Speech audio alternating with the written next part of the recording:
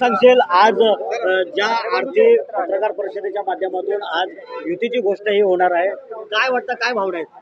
आनंदाची भावना आहे. महाराष्ट्रात नव्हे तर देशभरात असलेल्या जगभरात असलेल्या मराठी माणसांसाठी आजचा आनंदाचा दिवस आहे. मी तुम्हाला खात्रीने सांगतो, दुपारी 12 नंतर या महाराष्ट्रात जो जल्लोष होईल तो भारतीय जनता पक्षाची 2024ला सत्ता आली होती ना, तेव्हा पण झाला नव्हता. त्याच्यापेक्षा मोठा जल्लोष या महाराष्ट्रात तुम्हाला पाहायला मिळेल. मराठी माणसाचा हा जल्लोष असेल, मराठी माणसाच्या विजयाचा जल्लोष असेल.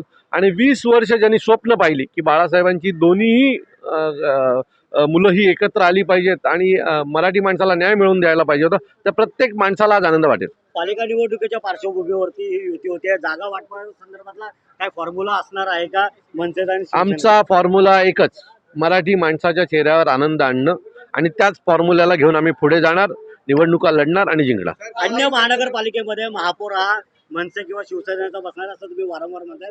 कुठल्या महानगरपालिकेमध्ये ताकद ही मोठ्या प्रमाणात लागली जाणार? अहो सगळ्यात मुंबई महानगरपालिका आमचा बसेलच, पण त्याच्यासोबत ठाण्यातही तुम्हाला बदल झालेला दिसेल, कल्याण डोंबिवलीतही बदल झालेला असेल आणि नाशिकमध्ये देखील मनसेचा महापौर बसलेला तुम्हाला दिसेल.